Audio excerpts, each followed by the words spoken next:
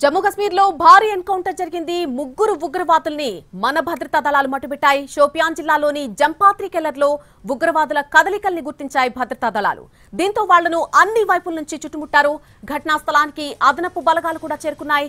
ఇరు పక్షాల మధ్య జరిగినటువంటి కాల్పుల్లో ముగ్గురు ఉగ్రవాదులు చనిపోయారు. ఉగ్రవాదులను లష్కరే తోయిబాకు చెందినవారుగా గుర్తించడం జరిగింది.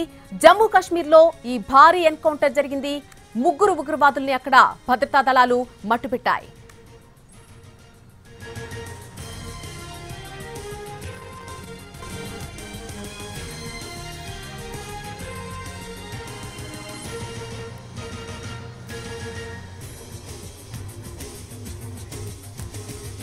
షోపియాన్ జిల్లాలోని జంపాత్రి కెల్లర్లో ఉగ్రవాదుల కదలికల్ని గుర్తించాయి భద్రతా దళాలు. దీంతో వాళ్లను అన్ని వైపుల నుంచి కూడా చుట్టుముట్టాయి. ఘటనా స్థలానికి అదనపు బలగాలు కూడా అక్కడికి చేరుకోవడం జరిగింది. ఇరు పక్షాల మధ్య జరిగినటువంటి కాల్పుల్లో ముగ్గురు ఉగ్రవాదులు చనిపోయారు. ఇదే అంశానికి సంబంధించి పూర్తి అప్డేట్ మా ప్రతినిధి రాజు అందిస్తారు పుల్వామా నుంచి. రాజు, ఉగ్రవాదులు లష్కరే తోయిబాకు చెందిన వారుగా గుర్తించారు. అంటే పెహల్గామ్ లో దాడికి పాల్పడిన వారు ఇందులో ఉన్నారా, లేకపోతే అధికారులు ఏం చెబుతున్నారు అసలు? ఎస్ నళిని, ఇది చాలా కీలకమైనటువంటి పరిణామం అని చెప్పుకోవచ్చు. ఎప్పుడైతే పహల్గామ్లో జరిగినటువంటి ఉగ్రదాడి తర్వాత అక్కడ ఉన్నటువంటి అందులో ఉగ్రదాడిలో పాల్గొన్నటువంటి ఉగ్రవాదులు ఎవరైతే ఉన్నారో వాళ్ళందరూ కూడా ఇక్కడే అంటే సౌత్ కాశ్మీర్లోనే తలదాచుకున్నట్లుగా ఎన్నో అనుమానాలు ఉన్నాయి. సరిగ్గా పహల్గామ్ నుంచి ఇప్పుడున్నటువంటి ఈ సోఫియానా 50 కిలోమీటర్లు మాత్రమే ఉంటుంది. మధ్యలో పుల్వామా కూడా ఉంటుంది. ప్రస్తుతం నేను చూపెడుతున్నాను, పుల్వామాలో ఉన్నాను. గతంలో ఇక్కడే పుల్వామాకు సంబంధించినటువంటి దాడి కూడా జరిగింది. ఆర్మీ ట్రక్లు వెళ్తున్నటువంటి క్రమంలో దానిపై ఉగ్రవాదులు దాడి చేసి 40 మంది జవాన్లను వాళ్ళు హతమార్చినటువంటి పరిస్థితి కనిపించింది. సో ఇప్పుడు ఇక్కడ నుంచి సరిగ్గా 20 కిలోమీటర్ల దూరంలోనే సోఫియానా ఉంది. సోఫియాన్లో ప్రస్తుతం ఎన్కౌంటర్లు జరుగుతూనే ఉన్నాయి. భద్రతా బలగాలు అక్కడ ఏ విధంగానైతే టెర్రరిస్టులు ఉన్నారనే సమాచారంతో ఈరోజు తెల్లవారుజాము నుంచి పెద్ద ఎత్తున కూంబింగ్ మొదలుపెట్టాయి. ఏదైతే ఇప్పుడు ఉన్నటువంటి జిన్ పతర్ కెల్లర్ ఉందో సోఫియానా వరకు ప్లెయిన్ ఏరియా, అంటే అక్కడి వరకు కొండలుండవు. సోఫియానా తర్వాత కొండ ప్రాంతం ప్రారంభమవుతుంది. అక్కడి నుంచి పాక్ ఆక్రమిత కాశ్మీర్ కూడా ప్రారంభమవుతుంది. సో అందుకోసమే ఆ పాక్ ఆక్రమిత కాశ్మీర్ నుంచి వచ్చారా, లేదంటే పహల్గామ్ దాడిలో ఎవరైతే ఉగ్రవాదులు ఉన్నారో వాళ్లే వీళ్ళ అనే దాని మీద కూడా ప్రస్తుతం ప్రత్యేకంగా ఒకవైపు ఆర్మీ బలగాలు సమాచారం సేకరిస్తున్నటువంటి పరిస్థితి కనిపిస్తుంది.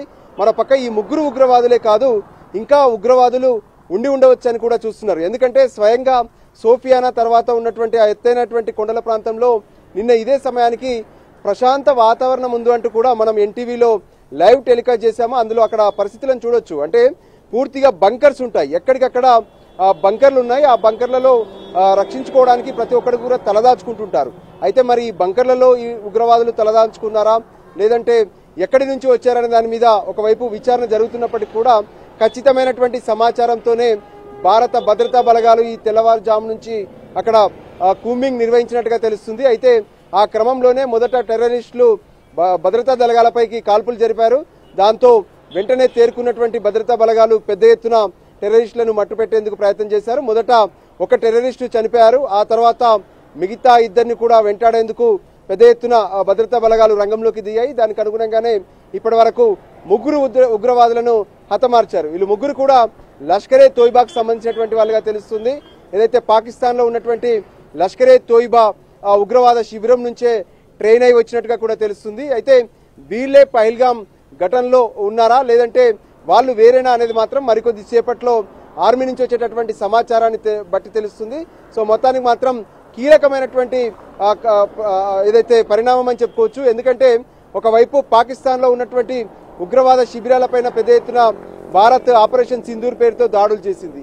ఆ తర్వాత భారత్ లో ఏ విధంగానైతే పాక్ ఆక్రమిత కాశ్మీర్ కావచ్చు, సౌత్ కాశ్మీర్ లో ఉన్నటువంటి ఉగ్రవాదులను ఏరివేసేందుకు దాదాపు అంటే పహల్గామ్ ఘటన అప్పటి నుంచి కూడా పెద్ద ఎత్తున కూంబింగ్ నిర్వహిస్తూనే ఉంది. మొత్తానికి ముగ్గురు ఉగ్రవాదులు ఈరోజు భద్రతా బలగాల చేతుల్లో హతమయ్యారు.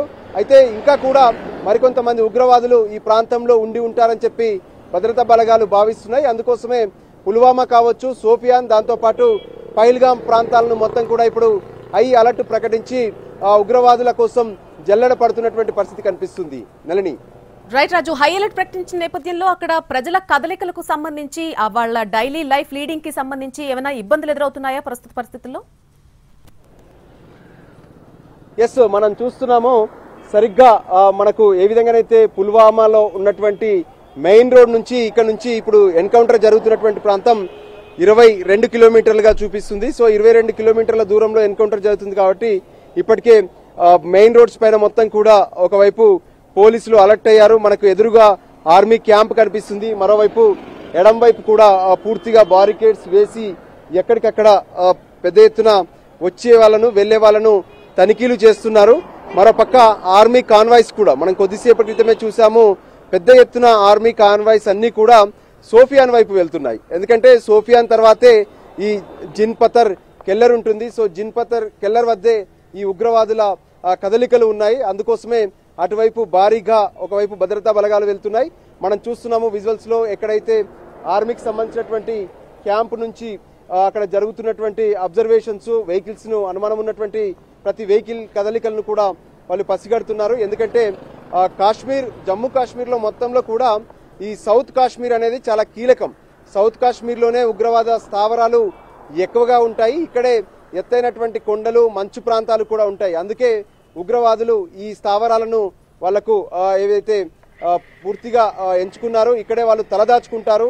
పాక్ లో మొదట ట్రైన్ అవుతారు, ఆ తర్వాత పాక్ ఆక్రమిత కాశ్మీర్లోకి వస్తారు, అక్కడి నుంచి రహస్యంగా చొరబడతారు భారత్లోకి. ఆ తర్వాత ఇవన్నీ కూడా ఉగ్రవాదుల శిబిరాలుగా మారిపోతున్నటువంటి పరిస్థితి ఉంది. అందుకే నిన్న ప్రధానమంత్రి నరేంద్ర మోడీ సైతం కొన్ని విషయాలను స్పష్టం చేశారు. పాక్కు సంబంధించి ఉగ్రవాదం అంశం అనేదే కీలకం, ఉగ్రవాదానికి సంబంధించినటువంటి అంశంపైనే చర్చలుంటాయి. ఉగ్రవాదుల విషయంలో ఎట్టి పరిస్థితుల్లోనూ ఉపేక్షించేది లేదు. అది వాళ్ళు పాక్ లో ఉన్నా సరే మరెక్కడా ఉన్నా సరే ఖచ్చితంగా వాళ్ళను అంతమొందించడమే తమ లక్ష్యమనే విషయాన్ని కూడా స్పష్టం చేశారు. ప్రధానమంత్రి చెప్పినటువంటి కొద్ది గంటల్లోనే భారత్ లో ఉన్నటువంటి ఉగ్రవాదులను కూడా ఖతం చేస్తున్నటువంటి పరిస్థితి కనిపిస్తుంది. Nalini. Right Raju, thank you for the live update. Jammu Kashmir లో జరిగినటువంటి భారీ ఎన్కౌంటర్ కు సంబంధించిన అప్డేట్ మనం చూస్తున్నాం. 3 ఉగ్రవాదులను అక్కడ భద్రతా దళాలు మట్టుపెట్టాయి. షోపియాన్ జిల్లాలో జంపాత్రి కెల్లర్లో ఉగ్రవాదుల కదలికలను గుర్తించాయి భద్రతా దళాలు. దీంతో వాళ్లను అన్ని వైపుల నుంచి కూడా అక్కడ చుట్టుముట్టాయి. ఘటనా స్థలానికి అదనపు బలగాలు కూడా చేరుకున్నాయి. ఇరు పక్షాల మధ్య జరిగినటువంటి కాల్పుల్లో 3 ఉగ్రవాదులు చనిపోయారు. వీరు మాత్రమే కాదు, ఇంకా కొంతమంది ఉగ్రవాదులు అక్కడ నక్కి ఉండొచ్చు అనేటువంటి అనుమానాన్ని వ్యక్తం చేస్తున్నాయి భద్రతా దళాలు. కాబట్టి వారి కోసం కూడా జల్లెడ పడుతున్నటువంటి నేపథ్యం కనిపిస్తోంది. ఉగ్రవాదులను లష్కరే తోయబాకు చెందిన వారిగా గుర్తించారు. అయితే ఈ రోజు ఎక్కడైతే షోపియాన్ జిల్లాలో ఎన్కౌంటర్ జరిగిందో ఆ ప్రదేశంలో నిన్న ఎన్టీవీ స్వయంగా అక్కడికి చేరుకుని అక్కడి నుంచి ఒక గ్రౌండ్ రిపోర్ట్ అనేది చేయడం జరిగింది. అక్కడి నుంచి గ్రౌండ్ రిపోర్ట్ చేసిన అదే ప్రాంతంలో ఈ రోజు షోపియాన్ జిల్లాలో ఎన్కౌంటర్ అనేది సంభవించడం జరిగింది. మనం చూసాం ఇందాక కొన్ని విజువల్స్, ఎక్కడైతే ఎన్కౌంటర్ సంభవించిందో ఆ విజువల్స్ ని మనం చూస్తూ ఉన్నాం. కొద్దిసేపటి క్రితం ఆ విజువల్స్ నిన్న అక్కడ స్వయంగా ఎన్టీవీ అక్కడికి చేరుకుని అక్కడి నుంచి గ్రౌండ్ రిపోర్ట్ అనేది చేయడం జరిగింది. అయితే పుల్వామా నుంచి దాదాపుగా 22 కిలోమీటర్ల దూరంలో ఉన్నటువంటి షోపియాన్ జిల్లాలో ఈ రోజు ఎన్కౌంటర్ జరిగింది. కేవలం 3 ఉగ్రవాదులు ఈ రోజు మట్టుపెట్టడం జరిగింది అక్కడ. కానీ వీరు మాత్రమే కాదు, ఇంకా కొంతమంది ఉగ్రవాదులు అక్కడ షోపియాన్ జిల్లాలో నక్కి ఉండే అవకాశం ఉంది అంటూ కూడా భద్రతా దళాలు భావిస్తున్నాయి.